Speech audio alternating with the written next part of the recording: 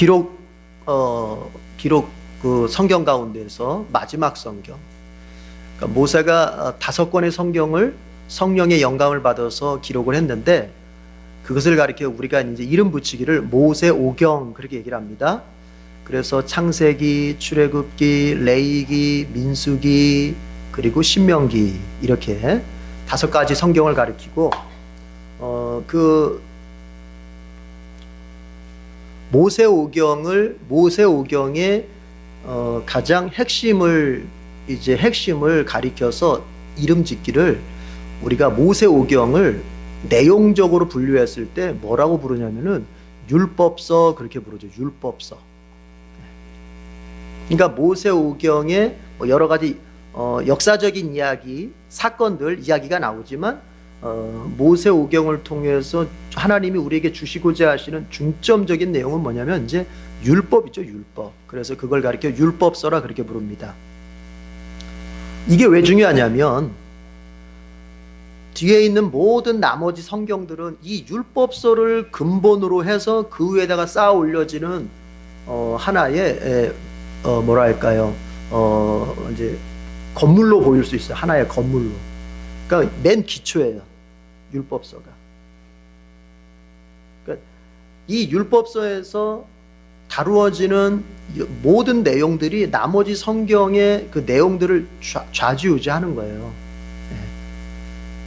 예를 들자면은 선지자들이 왜 나타났는가? 선지자들이 왜 나타났는가? 그것은 다른 게 아니라 이스라엘 백성, 하나님의 백성인 이스라엘이 모세를 통해서 주신 그 율법대로 살아가지 않을 때, 그래서 하나님으로부터 곧 있으면은 진노를 받아서 징계를 받아서 망하게 될 것 같은 것이 보이는 거거든요. 선지자라는 말이 뭐예요? 먼저 알고 먼저 본다는 소리거든요. 그러니까 영적으로 깨어있는 사람들이에요. 백성들이 다 영적으로 잠들어 있을 때 선지자들만큼은 깨어있는 사람들이거든요. 그러면 깨어있다고 하는 건 뭐냐면 본다는 소리예요. 이대로 가다가는 이 나라가, 이 가정이 이거 하나님으로부터 큰 징계를 받을 텐데, 어려움을 당할 텐데 이걸 어떻게 해야 되나?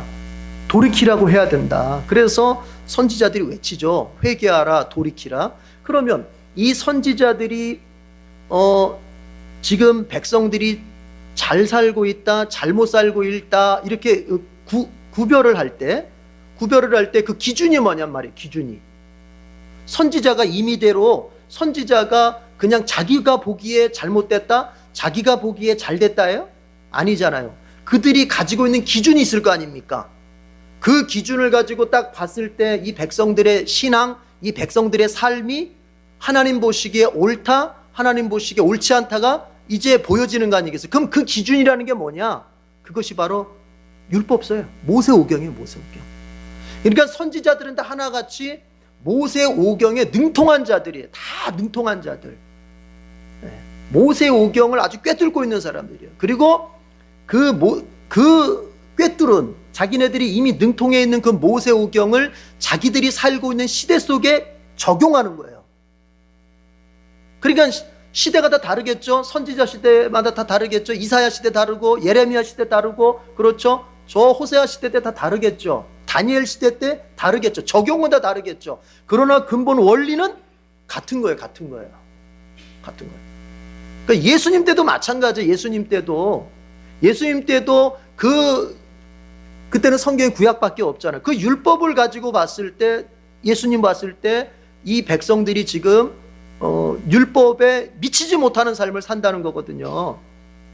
그럼 이게 다 적용은 다르다 그랬어요. 적용은 말씀의 원리는 같은데 이게 무슨 말이냐면, 예를 들어서 예레미야 시대 때 같은 경우는 우상을 섬긴다 그러면 진짜 무슨 우상의 형상을 만들어 놓고 거기다가 빌고 거기다가 제사 드리고 거기다가 뭐 이렇게 정성을 쏟으면서 진짜 우리가 소위 말하는 어떤 형체가 있는 우상을 섬겼을 거예요. 그걸 우상이라고 말했죠. 그러나 신약 시대로 돌아와 봅시다. 만약 신약 시대로 들어와 봅시다. 신약 시대에서 우상이라고 한다면 어떻겠어요? 물론 그 시대에도 아직 미개한 측면이 남아 있어서 어떤 형체를 놓고서 빌고 거기다가 제사 드리는 그런 우상도 있었겠지만, 그러나 여러분, 신약이 주로 강조하는 우상은 뭐예요? 탐심이죠. 탐심.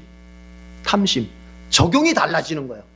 똑같은 우상숭배, 하나님께서 우상숭배하지 말아라 라고 율법서에서 말했는데 그 우상숭배라고 하는 것을 한 가지로만 생각하면 된다 안 된다? 안 된다는 얘기예요. 나는 절에 가서 부처에다가 빌지 않고 있으니까 나는 우상숭배를 안 하고 있다, 이렇게 말하면 맞아요, 틀려요? 아니라는 거죠. 여러분의 우상은 따로 있다는 얘기예요. 여러분 개인에게, 여러분 가정에게 21세기의 우상은 따로 있다는 얘기예요. 그게 뭐예요?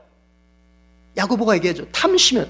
탐심은 곧 우상숭배니라 그렇게 말해요. 예수님께서도 말씀하시죠. 맘모니즘, 돈, 재물과 하나님을 겸하여 섬길 수 없다. 그때 그 재물과 하나님을 겸하여 섬길 수 없다고 말씀하시는 그 주님의 본뜻은 뭘까요? 재물이 하나님 자리에 올라가 있다. 그럴 수 없다는 거죠. 그럼 뭐예요? 재물이 우상이란 얘기예요.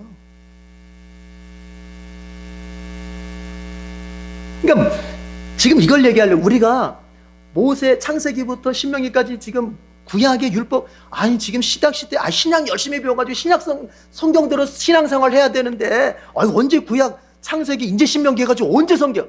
그렇지가 않아요.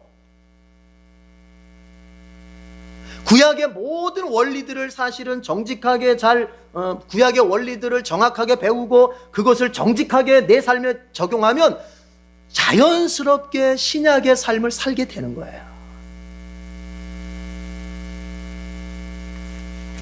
드리고자 하는 말씀은 이렇게 모세오경이 굉장히 중요하다. 모든 신앙의 뿌리다, 뿌리.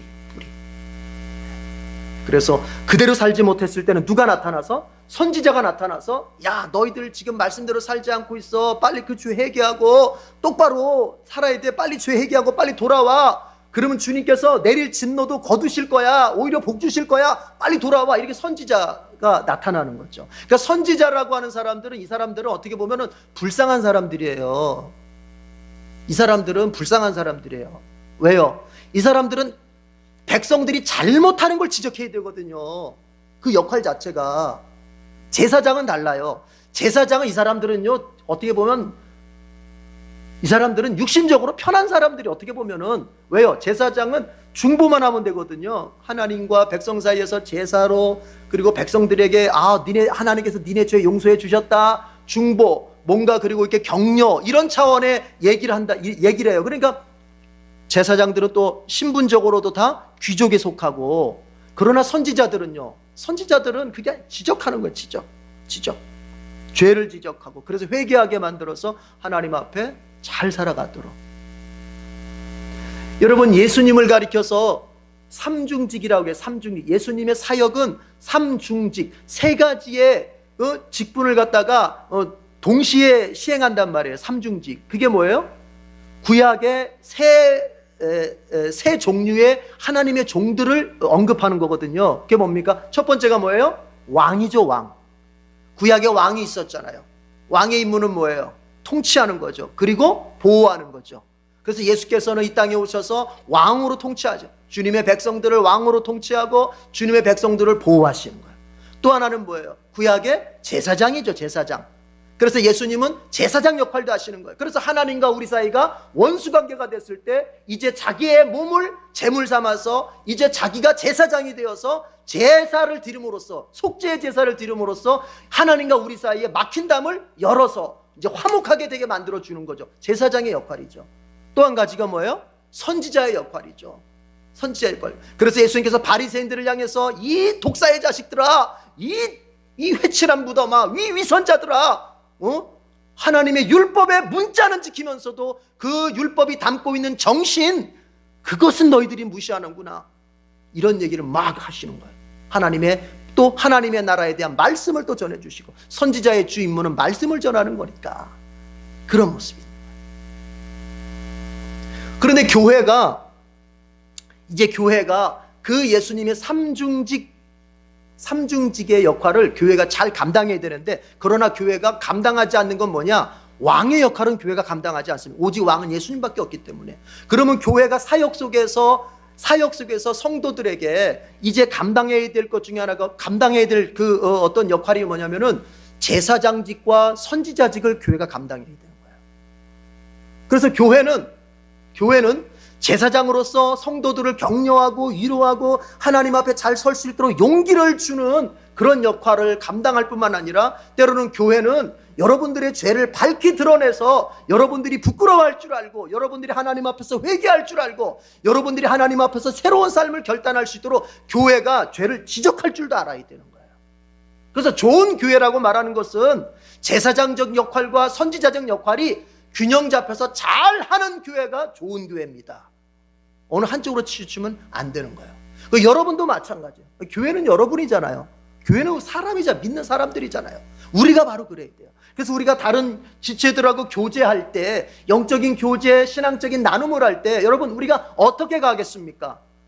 그들을 제사장적인 어떤 심정을 가지고 이 사람이 정말 하나님 앞에서 잘 설 수 있도록, 이 사람이 용기를 잃어버렸을 때 용기를 주면서 이 사람이 다시 한번 하나님 앞에 일어설 수 있도록 격려를 하는 그런 마음을 가지고서 우리가 교제를 나누고, 또 한편으로는 구역 안에 어떤 지체가 만약 하나님 보시기에 망할 길로 가고 있으면 그 망할 길에서 돌이킬 수 있도록, 그가 하나님 앞에서 회개할 수 있도록 또 내가 따뜻하지만 사랑하는 마음으로 주지만, 그러나 때로는 엄격하게 하나님의 말씀으로 그가 죄를 깨닫고 돌이킬 수 있도록 또 만들어줄 수 있어야 되는 거죠. 이 두 가지가 잘 잡혀요. 우리는 왕은 될 수는 없죠. 왕은 예수님밖에 없습니다. 자, 율법서가 이렇게 중요한 거예요. 우리가 자칫 잘못하면, 자, 신명기가 특별히 율법의 반복이라 그랬잖아요. 율법의 재설명. 예, 왜냐하면 대상들이 바뀌었으니까. 1세대들이 다 죽었고 이제 2세대들이 가나안에 들어가서 살게 될 본격적인 주인공들이기 때문에 이들에게 이제 하나님의 말씀을 다시 한번 이제 재강론을 하는 것, 이게 신명기인데 우리가 착각하기가 쉬워요. 뭐죠?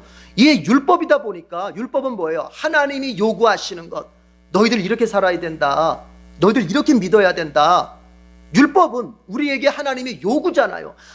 자신의 백성들을 향한 하나님의 뜻을 말하는 거잖아요. 그럼 우리는 어떻게 생각하기가 쉽냐? 율법에는 은혜가 없다라고 생각하기가 쉬워요. 여러분 그렇죠? 설교 들을 때도 목사가 여기서 그냥 따뜻한 얘기하고, 그냥 막 감정적인 따뜻한 얘기하고, 뭔 구수한 얘기를 해야 좋다 그러지, 여기서 이렇게 살아야 된다, 그렇게 하면 죄입니다, 이러면 은혜가 없다 그러죠. 은혜가. 그러니까 우리가 보통 말하는 은혜는 어떤 은혜예요? 내 기분이 뭔가 이렇게 훈훈해지고, 뭔가 이렇게 기분이 좀 이렇게 아유 좋아지고 하는, 이걸 은혜라고 생각해. 따라합시다. 은혜와 기분은 다른 거다. 다른 겁니다. 성령이 주시는 은혜와 내가 갖는 기분은 다른 거예요. 물론 은혜를 받으면 기분도 정말 유쾌해지고 기분도 뭔가 활력이 생기고 좋습니다. 그러나 그렇다고 해서 은혜가 들어오면 기분이 그렇게 돼요. 그러나 거꾸로 기분이 그렇게 됐다고 해서 그게 반드시 성령의 은혜냐, 이렇게 말할 수는 없는 문제예요. 아니, 성령께서 나를 막, 내 죄를 갖다 막 지적하시면서 나를 막 치시는데 그럴 때 기분이 좋겠어요? 안 좋죠. 그러나 뭐예요? 거기에 은혜가 있다는 거예요. 율법이 그렇습니다. 여러분, 이제 율법을 우리가 계속 보고 있잖아요. 이후로 계속 26장까지 율법을 계속 보면서 갈 텐데, 주님이 원하시는 것들, 주님의 백성들을 향한 그 뜻, 그것을 계속 말씀하시다 보면, 아우, 이걸 어떻게 다 따라가. 아유, 주님 그냥 구원해 주셨으면 됐지, 뭘 자꾸 요구하셔. 은혜가 안. 그러나 여러분, 이 신명기 율법 안에는 뭔가 문자적으로는 따뜻하게, 뭔가 문자적으로는 뭔가 우리를 격려하고 위로하고 이런 것들이 없는 것처럼 보이지만, 이 율법은 실제적인 격려요 위로다. 실제적인. 믿습니까? 자신이 없으신데 아멘이? 자신들이 없으셔. 이 율법이 실제적인 격려요 위로다. 왜 그런가 하면요, 이런 거 같은 거예요. 자, 여러분 보세요. 여러분이 저한테 상담을 많이 왔다 하십시다. 예를 들어서 상담을 왔는데 여러분들이 어떤 어려운 문제를 안고 왔어. 이거 어떻게 해야 될지, 이거 어떻게 해야 이걸 할 수 있어, 이런 문제를 안고 왔어. 그러나 제가 여러분의 기분만 만져줘. 아유, 얼마나 힘드세요. 얼마나, 아유, 정말 저 같아도 너무 어렵겠어요. 이러놓고 그냥 가세요. 그러면 뭔가 기분은 달랬을지 모르지만 여전히 그 사람에게 풀리지 않은 게 뭐예요? 이거 어떻게 해야 되지? 어떻게 해야 문제가 해결이 아직 안 됐어요? 율법은 바로 그 어떻게 해 문제를 건드리는 거예요. 어떻게 해 문제를. 기분이나 달래고 마음이나 이렇게 만지는 그런 게 아니라 너 어떻게 살아야 되느냐? 네가 어떻게 살 때 복될 수 있고 네가 어떻게 살면 너 망하게 되고 이런 어떻게 해 문제, 실제적인 문제, 직접적인 문제. 그래서 율법대로 살면 잘 되는 것이고 율법과 정반대의 길로 가면 망하게 되는 거예요. 여러분 한번 보십시오. 마음 따뜻한 의사한테 여러분의 병을 맡기겠어요? 마음은 조금 따뜻하지 않지만 내 병을 고칠 수 있는 실력 있는 의사한테 병을 맡기겠어요? 누구한테 맡기겠어요? 내가 죽겠어 곧. 어쩌면 내가 이번 주 너무 못 넘길 수도 있어요. 그럴 때 내 기분 맞춰주는 의사한테 가서 내가 실력은 없어. 실력은 없는데 내 기분은 맞춰줘. 이 사람한테 가겠어요? 아니면은 내 병을 확실히 고칠 수 있을 것 같은 실력인, 그러나 그 사람 말 함부로 하고 성질도 개짜야. 말 몇 마디 놔두면 기분 나빠. 그렇지만 그 사람은 확실한 실력이 있어. 내 병을 어떻게 다뤄야 할지를 확실히 알아. 누구한테 가겠어요? 후자죠? 후자죠? 여러분 말씀도 그런 식으로 들으십시오. 하나님 앞에도 그런 식으로 나가시고 설교도 그런 식으로 들어요. 저는 여러분한테 따뜻한 말 못할 수도 있어요. 그러나 분명한 것은 뭐냐? 진리가 선포되면 거기에 내 살 길이 있다는 걸 믿고 따라가시라고요.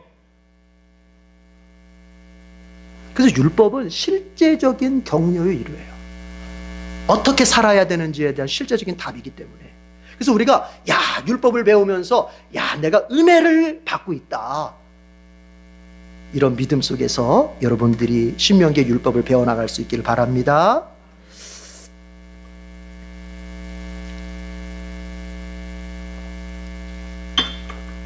자, 14장을 한번 들어가 보십시다. 그러면 신명기 14장 3절 지도 표시하겠습니다. 신명기 14장 3절 지도 표시하고 같이 읽어보도록 하겠습니다. 시작. 당신들은 주님께서 부정하다고 하신 것은 어떤 것도 먹어서는 안 됩니다. 여러분 이거 어디서 많이 본 듯하지 않아요? 그렇죠? 그전 앞에서 오경 중에서, 모세 오경 중에서 어떤 거 배울 때 이게 비슷한 거 나왔었죠. 어디 나온지 혹시 기억이 나세요? 어디 배울 때? 창세기, 출애굽기, 레위기, 민수기. 그렇죠? 레위기에서 나왔죠. 레위기에서. 기억나시죠? 레위기 몇 장이죠? 우리 배웠으니까 11장에서 나왔죠. 음식정결 나왔죠. 음식정결. 레위기 11장이에요. 그 얘기를 한 번 더 하는 거예요. 지금 모세가. 네. 음식. 그러니까 음식을 주님이 정결하다고 하는 것을 먹고 주님이 부정하다고 하는 것은 먹으면 안 된다. 지금 그 얘기를 이제 해나가는 거예요. 그러면서 자 보십시다. 표시하십시다. 자 따라가면서 6절 망원경 표시해 보세요. 6절. 짐승 가운데에서 먹을 수 있는 건 어떤 거냐?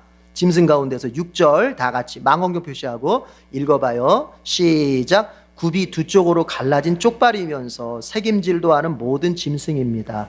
이것들은 당신들이 먹을 수 있습니다. 짐승 가운데서는요 두 가지 조건에 충족하면 먹을 수 있대요. 뭐예요? 우선 발이 쪽발, 그러니까 갈라졌다 이거. 우리 굽 보면은 그 소가 굽이 갈라져 있나요? 그런 것처럼 굽이 갈라져 있는. 그렇죠? 그다음 그러면서 동시에 뭐도 할 수 있다?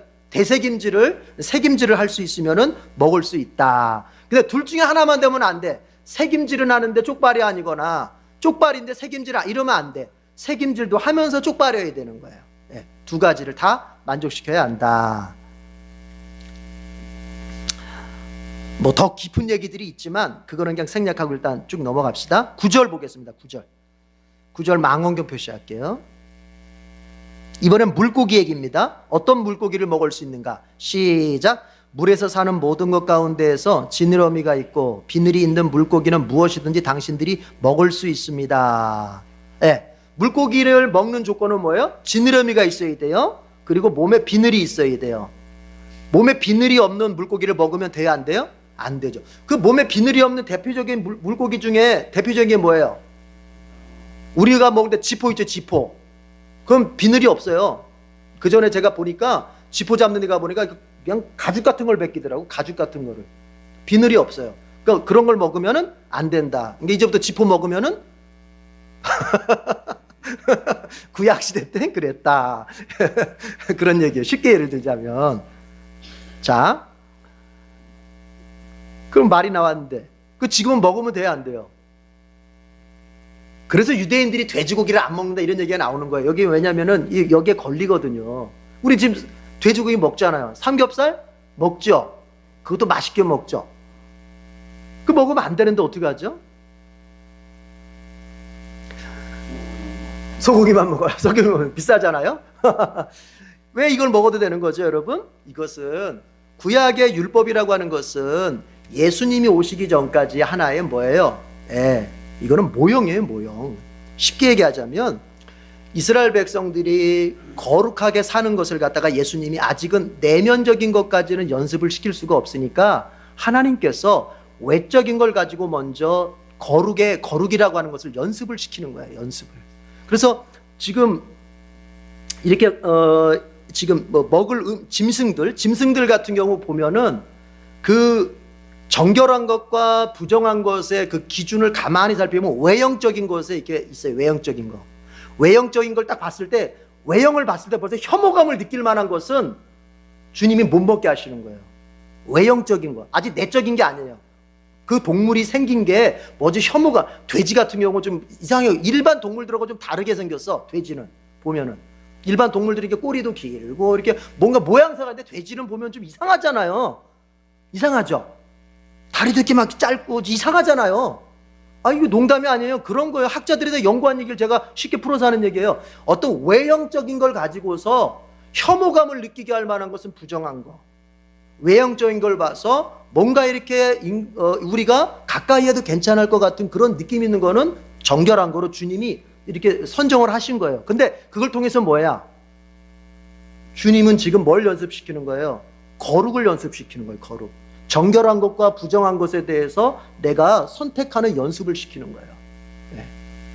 그래서 그것이 예수님이 오셨을 때는 이미 그것은 내적인 것으로 완전히 완성이 되는 거기 때문에 더 이상 돼지냐 뭐 지포냐 이런 거는 중요하지 않아. 그것은 더 나중에 완성적인 것, 내적인 것을 주님이 가르쳐 주기 위해서 지금은 외적인 걸 가지고서 연습시키는 거지. 진짜가 오니까 이제 실체가 오니까 모형은 이제 사라지는 거예요. 그래서 우리가 제사도 안 드리고 지금 구약처럼 양 잡아서 제사 안 드리고 이런 것들을 가려서 먹지 않게 되는 겁니다.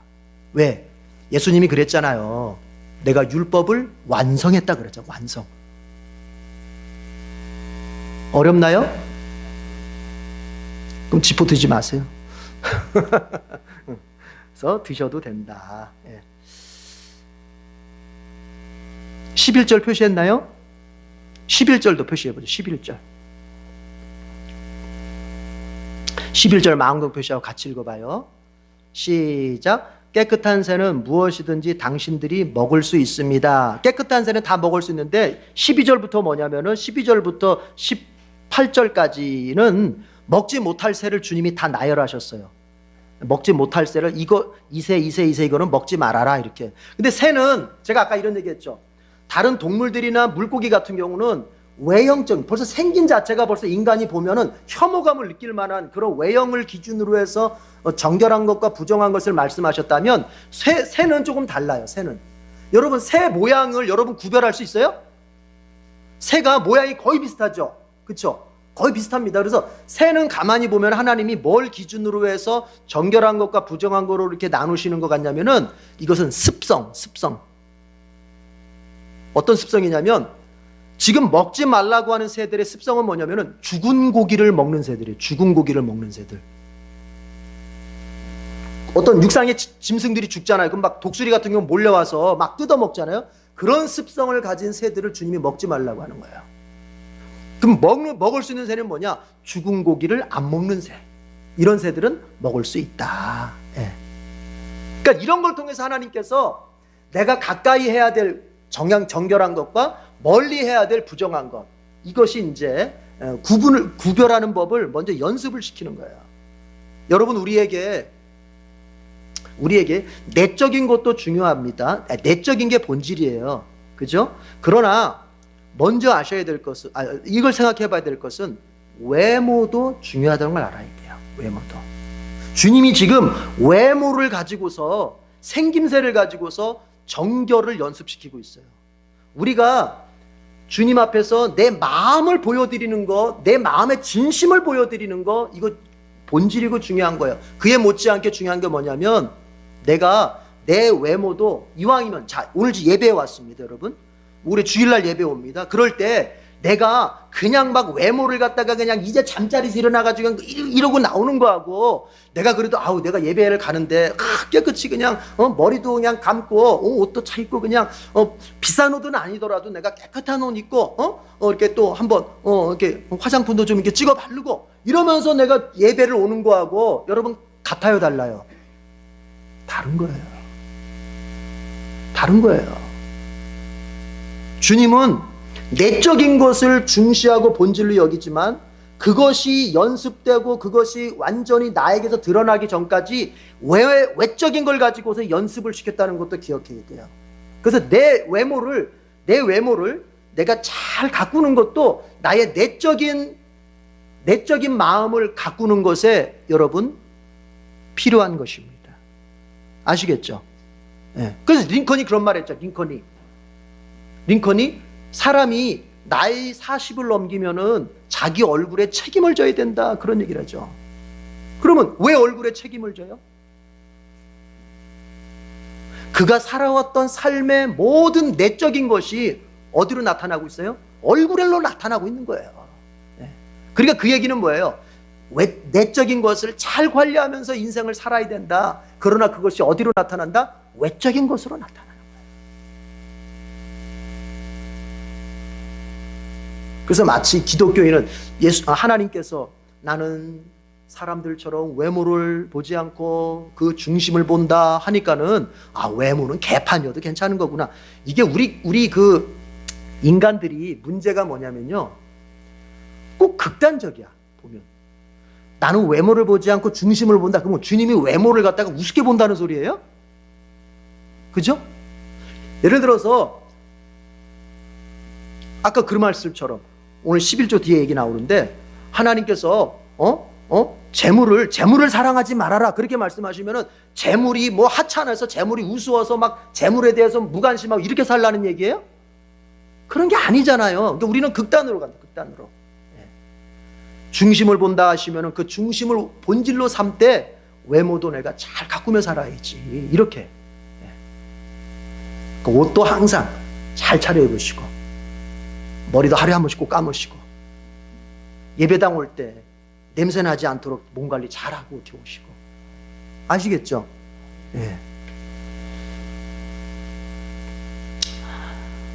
습성. 19절 망원경 표시하겠습니다. 19절. 원래 19절 다 같이 시작. 날기도 하고 기어 다니기도 하는 곤충은 당신들에게 부정한 것이니 먹어서는 안 됩니다. 자, 곤충들 중에서도 먹을 것과 먹지 말아야 될 것을 구별해 주십니다. 21절, 이게 참 중요합니다. 사실은 21절 망원경 표시하고 다 같이 시작. 당신들은 주 당신들의 하나님의 거룩한 백성이므로 저절로 죽은 것을 먹어서는 안 됩니다. 그런 것은 당신들이 사는 성에 있는 나그네에게 먹으라고 주거나 이방 사람에게 파십시오. 당신들은 새끼 염소를 제 어미의 젖에 삶지 마십시오.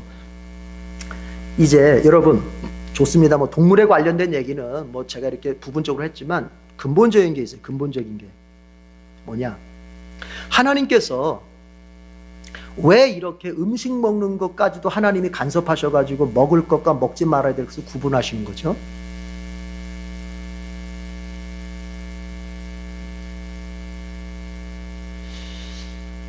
이게 나중에 우리의 뭐와 연결이 된다고요? 나중에 우리의 신앙생활에서 내적인 것에 대한 선택으로 다 연결이 된다니까요. 그러니까 내 입맛에 땡긴다고 해서 먹으면 안 돼요. 욕망, 내 욕망을 따라가면 안 되고 뭘 따라가서 먹어? 너 뭘 따라가야 돼요? 주님의 말씀을 따라가야 돼요. 욕망 중에서 가장 큰 욕망이 여러분 무슨 욕망이에요? 먹는 욕망이에요. 먹는 욕망. 식욕. 식욕이 이루어진 다음에라야 모든 욕망들이 채워져 가는 거예요. 그래서 오죽했으면 그런 얘기 하겠습니까? 금강산도 뭐 식후경? 예.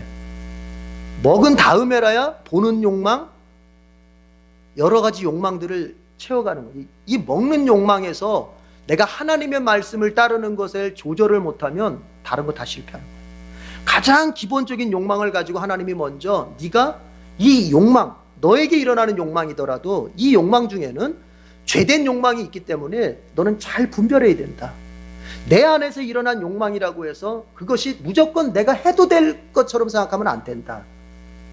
나의 어떤 욕망은 하나님의 형상으로서의 영향을 받아서 좋은 욕망도 있겠지만 나의 어떤 욕망은 죄에 오염된, 아담의 죄로부터 유전된 그 죄에 오염된 욕망이 있기 때문에 우리는 어떤 욕망이 올라왔을 때 이것이 과연 하나님께서 인정하실 만한 욕망인지 아닌지를 잘 분별해서 주님이 원하시는 욕망의 것을 선택할 수 있어야 된다. 이걸 가지고, 먹는 걸 가지고 연습시키는 거예요. 먼저. 여러분 1절 한번 보세요. 우리 표시 안 했지만 1절도 한번 보세요. 1절 한번 다 같이 읽어봐요. 시작. 당신들은 주 당신들의 하나님의 자녀이니 죽은 사람을 애도할 때에 몸에 상처를 내거나 앞머리를 밀어서는 안 돼. 이건 뭐냐면 장례식 할 때 장례식도 니네 마음대로 하면 안 된다. 장례식도 이방 민족처럼 그냥 그게 문화라고 해서, 그것이 전통이라고 해서 그냥 막 하면 된다 안 된다? 안 된다는 얘기예요. 장례식도 누구의 뜻을 따라서, 하나님의 뜻을 따라서 해야 된다는 거예요. 1절이 바로 그거예요. 네? 이방 사람들이 어떻게 해요? 자기 몸에 막 자해를 하면서 죽은 자의 어떤 슬픔을 표현하는데 막 이러면서 하는데 그렇게 하지 말라는 거예요. 그건 하나님의 뜻이 아니다. 그렇게 하면 안 된다. 그러니까 장례식도, 더 나아가서 우리가 추모 예배 드리죠. 추도 예배. 추도 예배도, 먹는 것도, 결혼식도, 돌예식도, 모든 것들이 다 뭐예요? 하나님의 원하시는 대로 해야 된다는 거예요. 원하시는 대로. 이걸 말하고 싶은 거예요. 우리에게 있어서 그 어떤 것도 그냥 이렇게 해 내려왔던 전통이니까 해도 된다. 이게 아니고, 세상 사람들 다 이렇게 하는데 이게 아니고, 과연 우리가 하고자 하는 그 행사, 우리가 얻고자 하는 그 욕망이 과연 하나님 앞에서 인정받을 수 있겠는가? 그걸 살펴보라는 얘기예요. 여러분, 신앙이 뭡니까? 신앙은 다른 게 아닙니다. 나의 삶의 모든 분야에 대해서 하나님께 묻고 하나님이 말씀하시는 것을 따라 사는 게 신앙이에요. 여러분의 가정생활도, 여러분의 직장생활도, 우리 여기 엄마들 많습니다. 내 자녀를 키우는 것도 내가 임의대로 이렇게 저렇게 계획 세워서 하는 게 아니라 하나님이 정말로 내 자녀를 어떻게 키우라고 성경에 뭐라고 말씀하셨는지를 내가 알고 내 자녀를 그렇게 키워나가는 것이고, 세상 사람들처럼 성공을 위하여서 자녀를 막 밀어붙이는 것이 아니고, 가정생활, 부부관계 어떻게 가져야 되나? 세상 사람들이 갖는 그런 부부생활이 아니라 우리 주님께서 부부생활을 어떻게 하라고 하셨는지 말씀에 기록된 대로 부부생활을 해나가는 것이고, 이런 모든 것들이 다 뭐예요? 하나님의 뜻대로 돼야 된다. 하나님의 뜻대로. 지금 주님께서는 먹는 것이라고 하는 가장 기본적인 욕망 하나를 말씀하시고, 장례식이라고 하는 그 하나를 말씀하시지만, 이 하나를 통해서 말씀하시고자 하시는 본질적인 뜻은 뭐냐? 너의 삶의 모든 분야가 주님이 기뻐하시는 것이 될 수 있어야 된다. 너의 뜻대로 하면 안 된다. 믿습니까?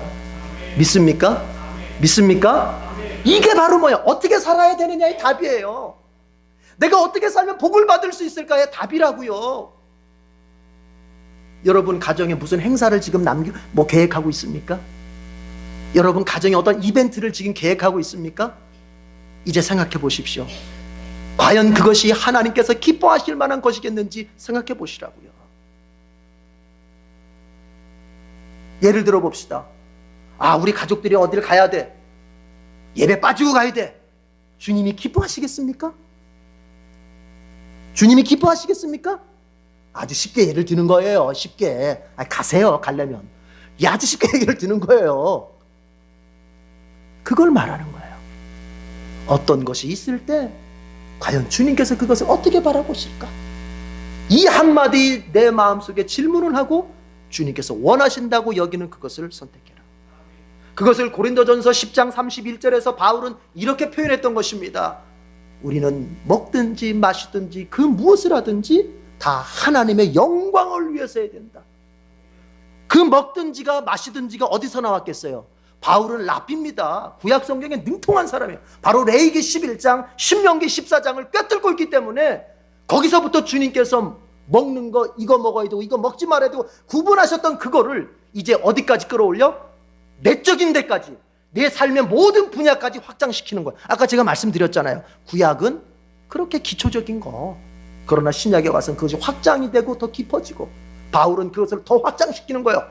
먹고 마시는 문제뿐만 아니라 네가 무엇을 하든지, 네가 무엇을 계획하고 네가 무엇을 실행하려고 하든지, 지금 네가 너의 돈을 가지고 어디다 쓰려고 하는데 그 씀씀이가 과연 주님께서 주님의 영광을 드러낼 만한 일이겠는지, 네가 지금 시간을 이렇게 하루를 살아보겠다고 계획했는데 그 시간 계획이 하나님의 영광을 나타낼 수 있겠는지, 네가 지금 어느 직장을 가겠다고, 어느 직장 돈 많이 준다고 해서 가려고 하는데 그 직장의 삶이 너의 직장의 삶이 주님의 영광을 나타낼 수 있겠는지, 이걸 다 생각해 보라는 거예요. 그래서 율법을 제대로 배우면 신앙생활을 잘할 수밖에 없다. 그리고 그것이 복되게 사는 길이고, 복되게 사는 길이고. 믿으십니까? 믿길 바랍니다.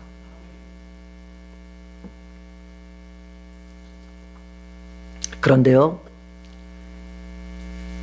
이걸 한번 짚고 가십시다. 여러분, 21절에서 이렇게 말하는 것을 명심해야 됩니다. 잘 생각해 봐야 됩니다. 왜 이스라엘 백성들이, 자 보세요 여러분, 왜 이스라엘 백성들이 이렇게 어떻게 보면 쫀쫀하기까지, 먹는 거 그냥, 이방 민족은 그런 거 안 따져요. 이 가나안 민족들은 그냥 지들이 먹고 싶으면 먹고 마시고 싶으면 마시고 뭐 별짓 다 합니다. 그래도 그들은 죄책감 하나 없어요. 왜요? 그것이 그들의 신앙이기 때문에 그래요. 우상 숭배자들은 그것이 신앙이야. 쉽게 말하면 네 본능에 충실하라. 이게 이방 신앙의 핵심이에요. 네 본능이 충실하라. 네 감정에 충실하라. 네 욕망 가는 대로 살아라. 너의 길이니까 네가 선택해서, 네가 주인이니까 네가 원하는 것을 해라. 이것이 바로 주님 밖에 세상의 철학이고, 이방 가나안 땅의 그 이방 신을 섬겼던 사람들의 하나의 세계관이고 인생관이에요. 그런데 우리 주님은 그냥 먹는 거 하나까지, 그 마시는 거 하나까지, 그 장례식 좀 슬퍼가지고 슬퍼서 그렇게 하는 것 좀 어때? 그거 하나하나 간섭해서 하시는, 좀 너무하지 않습니까? 이렇게 생각할 수. 이스라엘 백성이 왜 이렇게 살아야 돼요? 우리는 왜 그렇게 살아야 돼요? 세상 사람들이 쉽게 하는 그거를 우리는 왜 이렇게 쫄아가면서 해야 돼요? 21절에 보면 그 답이 있잖아요. 21절에 이렇게 되어 있죠. 당신들은 주 당신들의 하나님의 무엇이므로? 거룩한 백성이므로.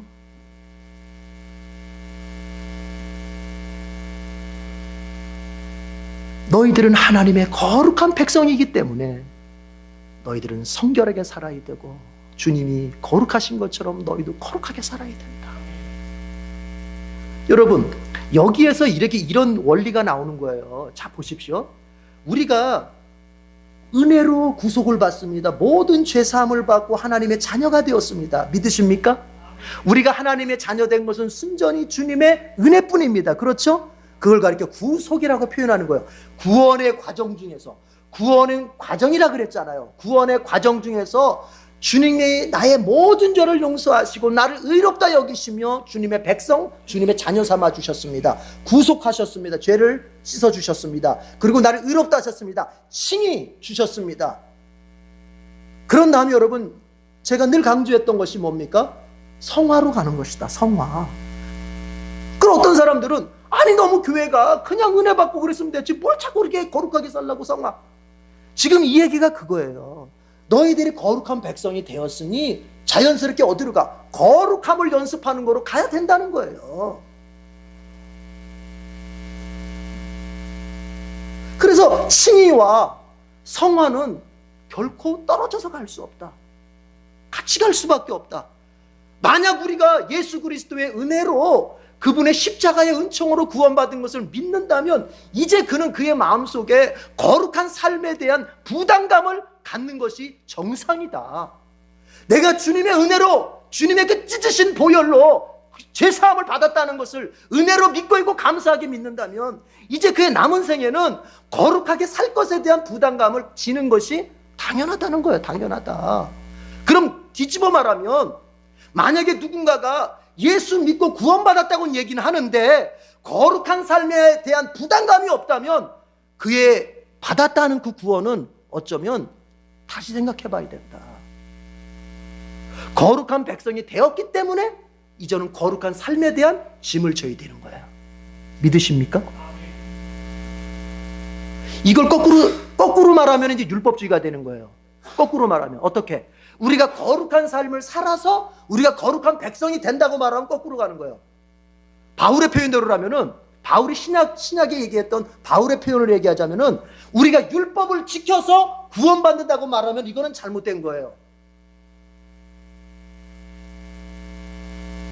우리가 거룩한 삶을 잘 살아서 하나님이 네가 잘했다. 이제 내가 너 내 자녀 삼아줄게. 이겁니까?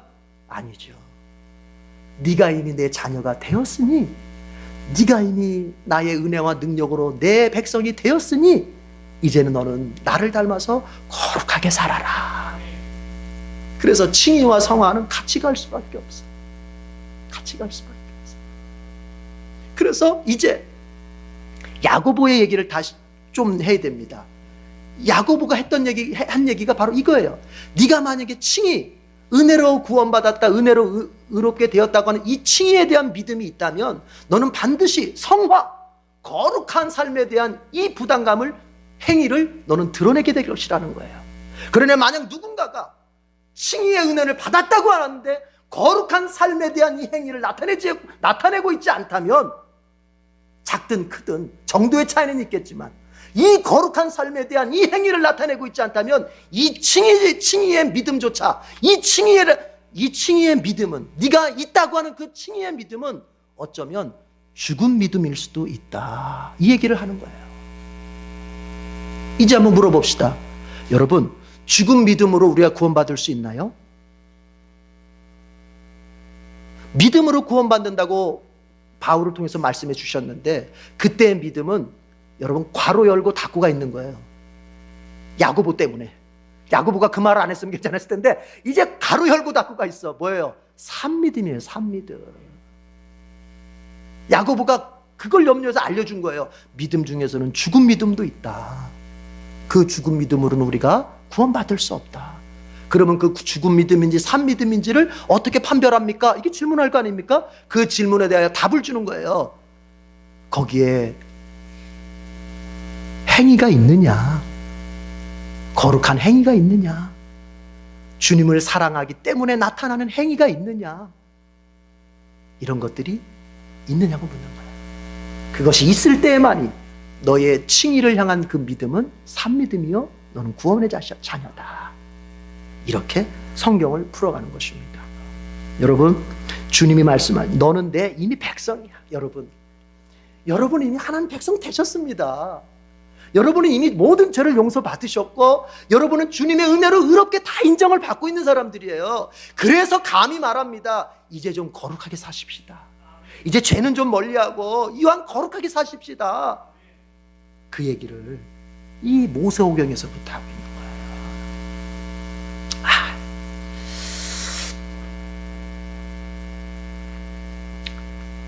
우리 같이 기도하는 시간을 갖는 게 좋을 것 같아요. 절반은 다음 주에 이어서 하겠습니다. 여러분, 구약은 이스라엘 백성이 자 보십시오. 하나님이 이렇게 말씀하시죠. 이렇게 말씀하시죠. 당신들은 주 당신들의 하나님의 거룩한 백성이기 때문에 이미 하나님의 백성이 되었다 이 얘기죠. 여러분, 사람이 하나님의 백성이 되는 길이 구약시대와 신약시대에 달라요. 구약시대 때는 혈통을 기준으로 해서 하나님의 백성이냐 아니냐를 하나님이 결정하셨어요. 혈통. 이스라엘의 혈통이냐 아니냐를. 오직 이스라엘의 혈통이어야 돼. 이삭의 후손이어야만 되는 거예요. 야곱의 후손이어야만 되는 거예요. 근본적으로 아브라함의 후손이어야만 되는 거예요. 그렇죠? 그러나 신약은 어때요? 신약은 달라요. 신약은 이제 하나님이 그걸 확장을 시킵니다. 그리고 얘기했죠. 구약은 육신적인 걸 가지고 어떤 믿음의 신앙의 세계를 설명한다면 신약은 이제 영적인 걸 가지고 이제 본격적으로 신앙의 세계를 설명하거든요. 그러니까 구약에서는 혈통을 통해서 내가 하나님 백성이 됐다면 신약은 뭐냐? 믿음을 통해서 하나님 백성 되는 거야. 그가 혈통이 중요하지 않아요. 그래서 바울이 말하는 거예요. 로마서에서 이스라엘이라고 해서 다 이스라엘이 아니다. 이스라엘 사람이라고 해서 다 하나님 백성이 아니다.